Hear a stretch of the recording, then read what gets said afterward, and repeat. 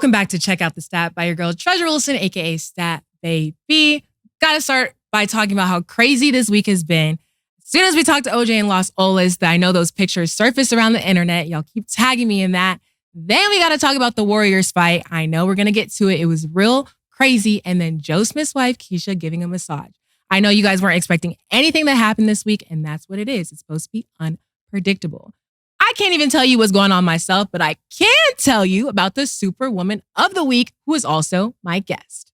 So today I am joined with Aaliyah Gayles. Aaliyah Gayles is a freshman guard at USC, but before she was able to step foot on campus, she was shot at a party.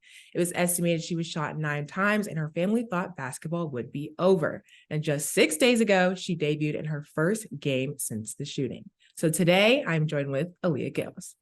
Hey, Aaliyah, how are you? Hey, what's up? I'm good. How are you? I am great. So before we even get into the questions, right? UCLA plays USC this weekend. Are you going to the game, and who do you got winning? Well, technically, I'm not going to the game because we are in Bahamas this weekend. But it's going to be, I'm going with our team, of course. Okay. As you should. I just had to make sure because you could have been like, UCLA's getting kind of good, but as you should, stick to USC. But Bahamas sounds real fun, so that should be exciting. Okay, so let's get into you. When did you first start playing basketball, and who were your influences for the game? I started playing basketball when I was like 3 years old. Started at a very young age. My influencers, like somebody I look up to ever since I was young, I look up to like Candace Parker, Kobe, and Shaq. Yeah, those are my influence when I was young. Got you. They the goats. So in high school, when you were playing, you were ranked the number 8 player in the nation by ESPN. So as a senior, what was your reaction when you found that out? I really didn't have no reaction. Kinda, I was just like I got here so far. I was happy at myself, but like rankings really didn't matter to me. So it was just like, I understand I might be here, but it's like, can you show it on the court? Right.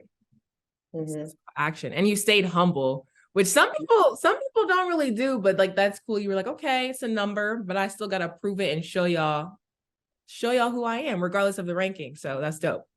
So when did it hit you that you could take basketball to the next level? When did it register like, okay, I'm kind of good? Like, when did that first hit? Well, first, before like I got into all in basketball, I played football in elementary school. And like this one play, like this one I knew I had hops too. But this one play, one of my quarterbacks that goes here now, Michael Jackson is third, kind of family. He threw the ball, whatever, and I just jumped up there and get it, and I came down my tailbone. And so that's when it was like, my mom was like, yeah, no, like this is it. Right. Like, no more. Excuse me. So after that, really, I just took a turn and just started playing like basketball. Like first I started playing like outside, like, just hooping with the guys or whatever. Right. And then that's kind of when I fell in love with it. Like I was kind of good at it. Right. So you played football, you did basketball. Were you always a sports person? Did that run in the family, or were you kind of like the first? Yeah, so my sisters and brothers all football and track. My mom was a track, and my dad was a football player. Just for fun. My dad played basketball just for fun. Right. My uncle was an Olympic. He went to Oregon. Okay. Yeah, we got a lot of superstars down the family generation. Yeah, no, that's lit. I was one of those people that was like, I think I could play, but I was never really good. So it's kind of cool that all of your family was like into it. And you're like, you know what? I got next up. And then you were able to kind of show that you could do that. So that's real dope. Okay. So fast forward to 2022. I know you attended that party. And then basically from your memory, was anybody else injured, or was it just you? Like kind of what are you willing to share about what happened? Well, kind of when I figured out it was multiple people that was injured, but I think I was like injured the most, if that makes sense. Yeah. Well, I'm happy that you are recovered now. That's definitely a blessing. And you are a trooper, and your story is very important, which is why I'm so happy to have you here. So I know in an interview, your dad said that he thought basketball was over. Did you think that too? Of course there was some like ups and downs where like there was times where it started getting hard, but I never thought like basketball would be over for me because I knew like this is what I would desire to do. Like this is what I wanted to do for a long time. So I think that kind of motivated me to stay positive about myself and like to get where I am today. That's lit. So I know about 9 days later, while you were still at the hospital, you signed your letter of intent, right? So what was going through your head at that moment?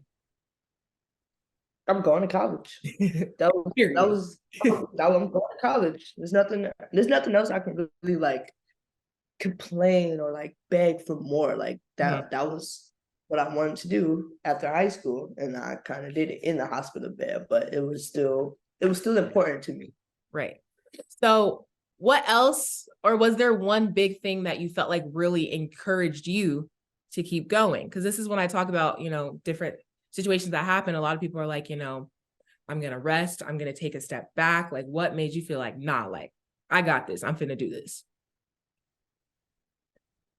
I've said it kind of for myself. Like, I was just looking back to like old memories of me hooping, and just, I feel like that motivated me to get better or like to keep going for what I love, because like I wasn't ready to like give up this passion yet. So I feel like me just looking back at my old self or like looking back at what I used to do is like kind of motivated me to like get there again, if that makes sense. So what advice kind of would you give others who are in a position where they're kind of like, I don't know if I can continue? Because like you said, you were in your hospital bed. You said, I'm going to college.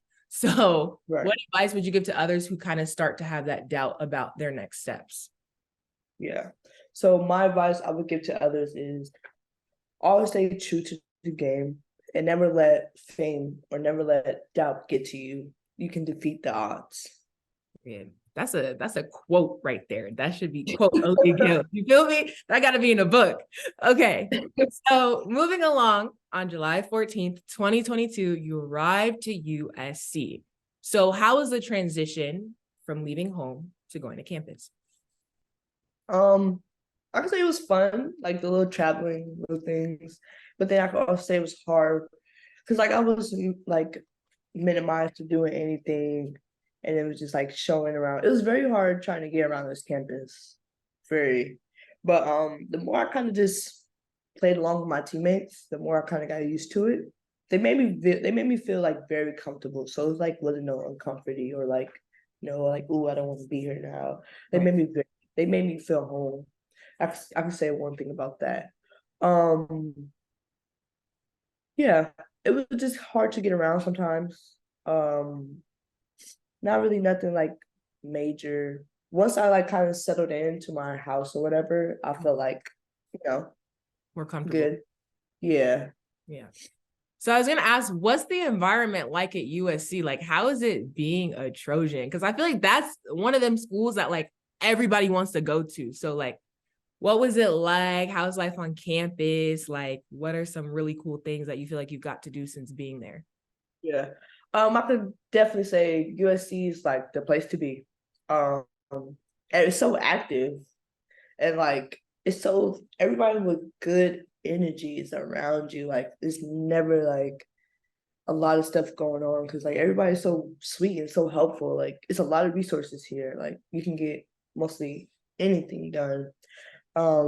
It's fun, not gonna lie. Like I can say like my freshman year, like I was feeling like a kid again. I was doing stuff I like never did at my hometown, like going jet skiing. Like it's a lot of opportunities you could do here, right? That's it. Right.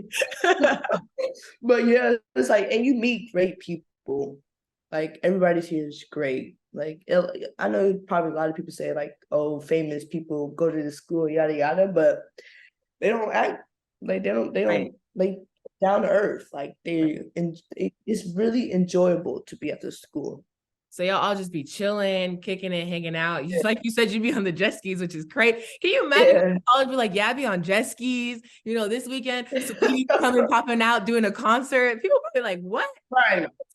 This is your life. And that's lit. Right. I didn't know you went to USC, first of all. So it was just like, it's a lot of background that nobody knows about USC. And I feel like everybody should get to experience that.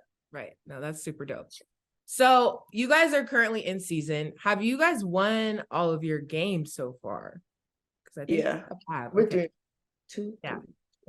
Well, congratulations, because that's super dope and the best way to start it off. So what was that feeling like when you debuted for your first game back on the court?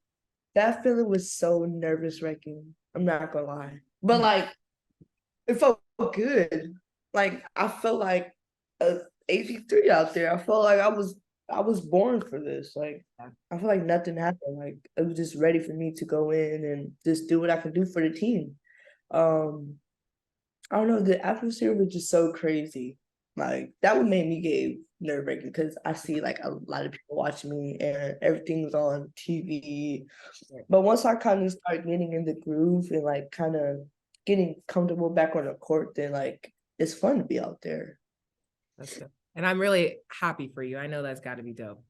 Okay, so I know one of your teammates, Juju, she was the #1 recruit. How is your relationship with her, and how is basically the dynamic been with her and the team and all of you guys, especially now heading to Bahamas this weekend? Honestly, that's my dog. Me and Juju go way back. We played AU together. I think when I was like a junior and she was a sophomore, one of those, or senior, junior. We played on the same AAU team, so we already had that chemistry already. Now just seeing her transition to high school to college is so amazing. Like, she's really unguardable to me. Like, she's a great person, down to earth, really funny. That's kind of like my best friend. That's kind of like all of them though. Yeah, like, they all just have their own character. Yeah. So y'all are like a family, which is important to the dynamic, and it'll show on the court. That's why y'all finna keep winning. So that's real dope. Okay. So what are your goals for this season and then basically this year as being a USC student, being a USC basketball player? What are your goals? My goals is to, one, give it all I got, but to get even more stronger for next year, so it can be my year. My goal is to definitely kind of be more like a A and B honor roll academics, because really, I'm not gonna lie, college schoolwork is way easier than high school. I'm not gonna lie. I don't know why? I thought it would be totally different, but it's not.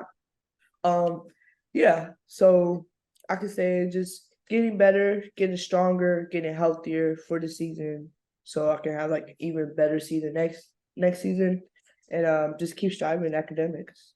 That's good. And just know we all are rooting for you.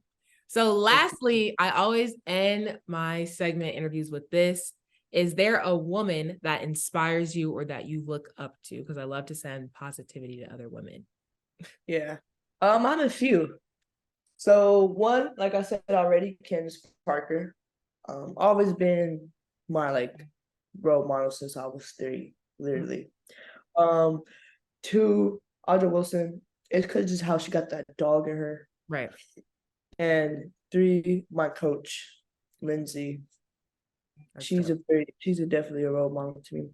That's dope. Well, shout out to them. Aaliyah, thank you for being here. Before we go, are there any socials that you want to drop where people can follow you and watch your journey? Of course. If you haven't know already, my Instagram handle is AG3. It's simple, AG3REE. Yeah. Hey, there you go. That's her Instagram. Make sure you guys all follow her so you can stay up to date with what she's doing next. Congrats again on everything. Good luck on the Bahamas this weekend. And we're going to go to break. When we return, we will get into Ain't No Way.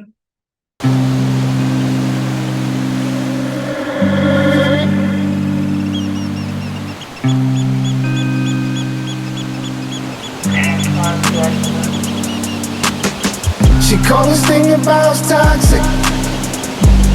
For 4 years and counting. Got you feeling like an option. Maybe I'm my own problem, babe. She tired of hearing I don't know. What's stubborn in me won't fall. Dealing with this thing called trust. But she really thinking about it. She wanna be free. Why am I in this woman? She wanna be free. Hell, I don't wanna see her walk away. I wish somebody told me the rules. Disagreements let her win, and it's cool. Even when I'm right, this ain't about you. Now moving along to Ain't No Way, where we talk about the crazy things that have happened this week. So ain't no way Draymond Green choked Rudy Gobert out. Couple minutes into the first quarter, right? It's Klay and Jaden McDaniels tussling and fighting in the middle of the court, right? It's just Klay and Jaden. Rudy Gobert comes in, allegedly tries to break it up. That's what we see. Different people have different opinions. Draymond didn't like that because Draymond saw Rudy's hands around Klay's neck, immediately swings himself over Rudy Gobert and chokes him out and drags him across. So after that, Klay, Draymond, and Jaden were ejected from the game. But the thing about it is, if we're being so honest, Draymond, you didn't have to do that. And Draymond is going to be one of these people that we talk about for a while down the line because he just does so many funny things, all right? Draymond, we know, is a 4-time NBA champion, 4-time NBA All-Star, 2-time All-NBA team selection, and 2-time Olympic gold medalist. Not going to lie, he has an insane resume, which we know, and he acts like he can do what he wants, and he's showing us that he kind of can. But that's just not the typical behavior we would see from somebody with that type of resume. So if we look at Draymond's history, he went from slapping Jordan Poole to early in the year stomping on Sabonis, and then this is only the 5th time he's ever been suspended in his career. And I'm so confused on how he manages to do that because I'm not going to lie, if it was any other player, they'd probably not be in the same predicament as Draymond. So first off, let's talk about the fight. Gobert is way better than me because his big body didn't even move. He didn't do anything. He's struggling while Draymond has him in a chokehold. I get it. He's in a chokehold, but you can't swing your feet. You can't move your arms. I know it's not a battle brawl. We ain't trying to do all that because you don't want to get ejected too, but I'm not just going to let somebody drag me like that, NBA game or not. And I understand he didn't want to be penalized, but no movement at all to me is crazy, which is why I feel like now he's trying to make up for that with all this chatting, which a lot of people are agreeing with Gobert, and in certain senses, I do as well. But he started saying, you know, when Steph is out the game, Draymond wants to be out the game too because he doesn't want to play without Steph. So he'll do anything he can to get ejected. And he had a couple interviews and was saying a lot after the fact.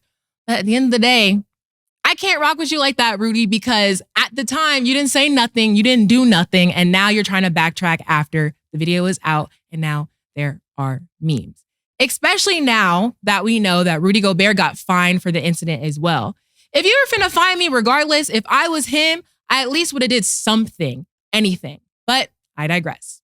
Now I hear the other side. People are like, why would Draymond do that? We came to watch them play ball. You need to get out of your feelings. That's clown behavior. And I see that too, because at the end of the day, Draymond sacrificed a lot by getting involved in a fight that didn't include him. And it was really unnecessary for the team. And honestly, now he's out and they'll need him, even though he never was the one who got hit in the first place. So in that sense, yes, it didn't make sense. But I will say I do rock with their coach, Steve, for sticking up for Draymond. He was like, look, Draymond and Klay, that shouldn't have happened. Now we know Draymond is suspended for 5 games, which Steve did say that he feels like that was the right decision. But I'm not going to lie. I feel like that's what he's supposed to say as a coach. Same way Draymond knows as a player, you're not supposed to get involved in fights like that. But look, mind over matter. At the end of the day, he was frustrated, so he did what he felt like he needed to do. But I still feel like Draymond lucked out a lot for only being suspended for a couple games. So let's put it into perspective, right?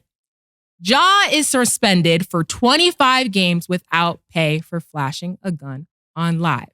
I know what Ja did was not smart, and you can say whatever you want about the situation. I get it. Ja trying to act hard, Ja trying to act bad. He's trying to do whatever to make it look like he can prove himself. Ja didn't need to do that. But like I said, he's still suspended 25 games for that, okay?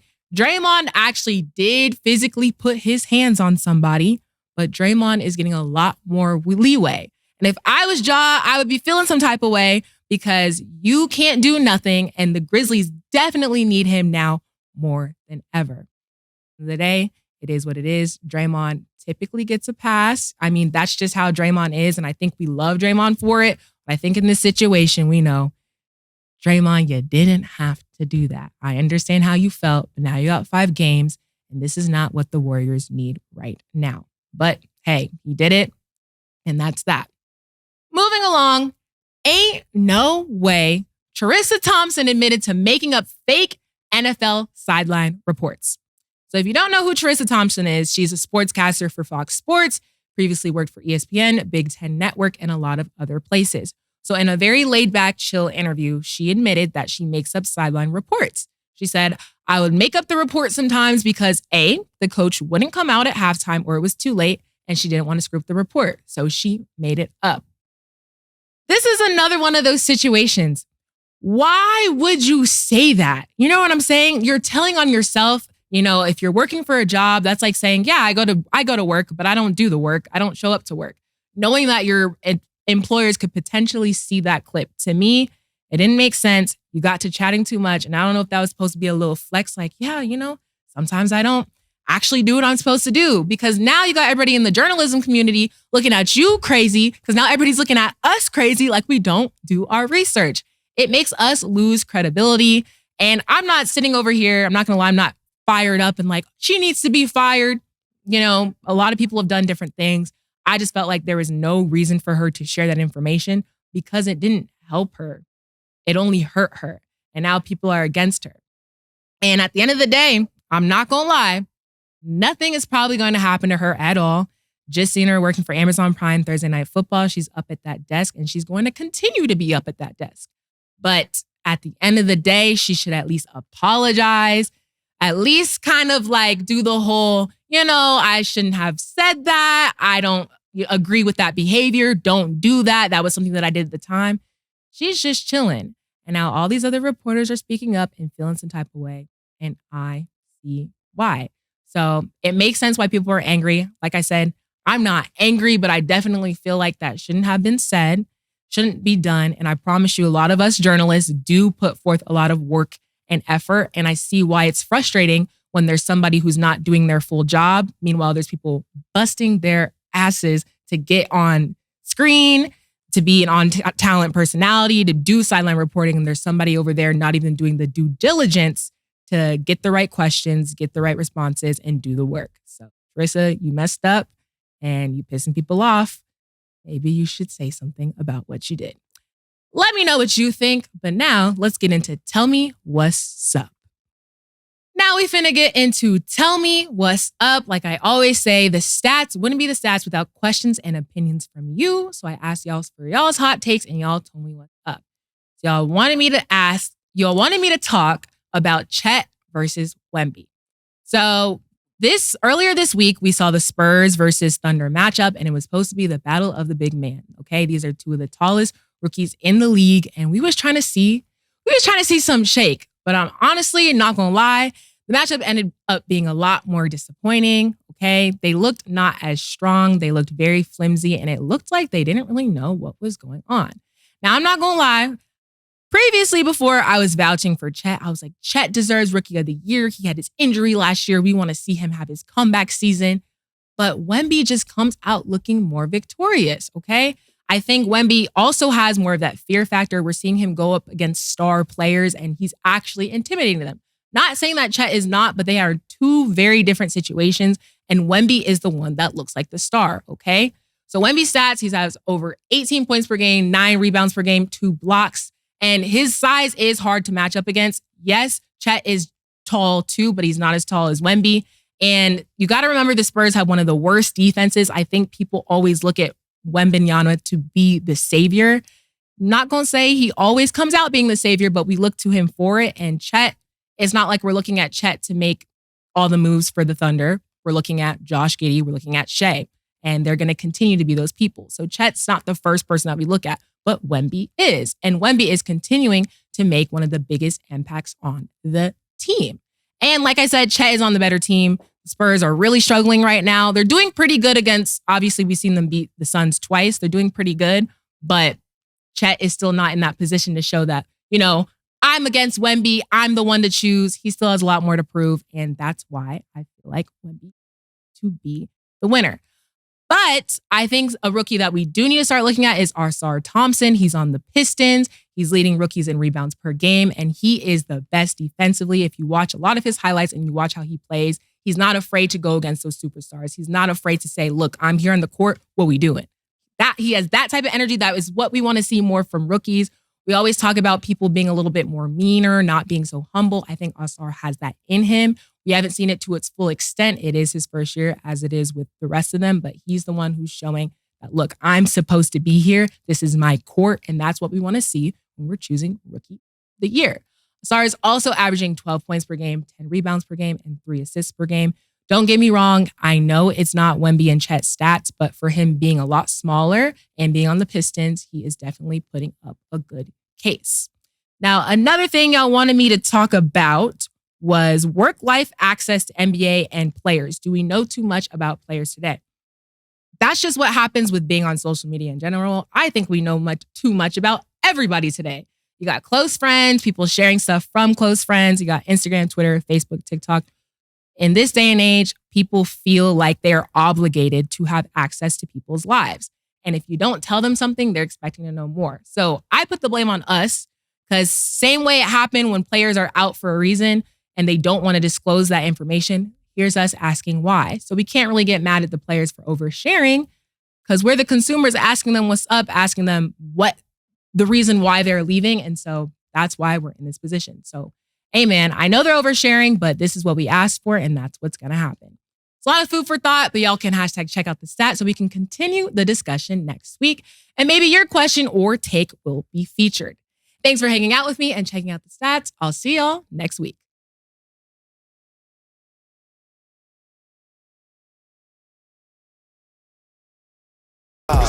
Two big necks, like when they doing them 2 for $5.